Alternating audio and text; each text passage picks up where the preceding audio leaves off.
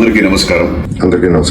2001లో release అయిన ఒక పెద్ద block buster movie Hanuman junction ఇప్పుడు ఈ 28th రీ రిలీజ్ కాబోతుంది. ఫస్ట్ రిలీజ్ లో నేను ఎంత ఎక్సైటెడ్ ఉండేవాడినో ఈ రోజు కూడా ఈ రీ రిలీజ్ లో కూడా నేను అంతే ఎక్సైటెడ్ ఉన్నాను.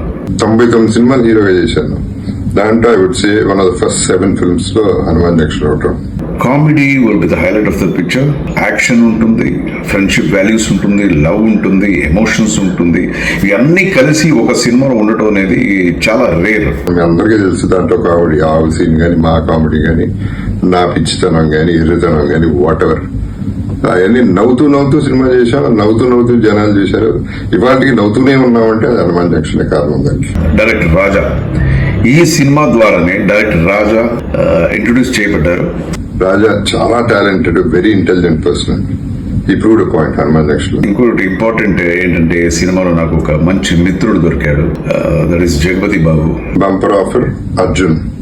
దాంట్లో మేము ఇద్దరు ఫ్రెండ్స్, లైఫ్ లాంగ్ ఫ్రెండ్స్.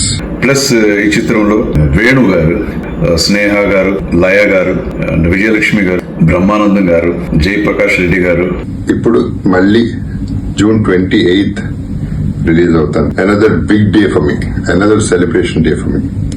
మీరందరూ కూడా సినిమా చూస్తారని గ్యారంటీగా నమ్మకం ఉంది నాకు. ఈ జనరేషన్ వాళ్ళు ఈ సినిమా చూడకపోయింటే దయచేసి ఈ సినిమా చూడండి, that to in the theatres.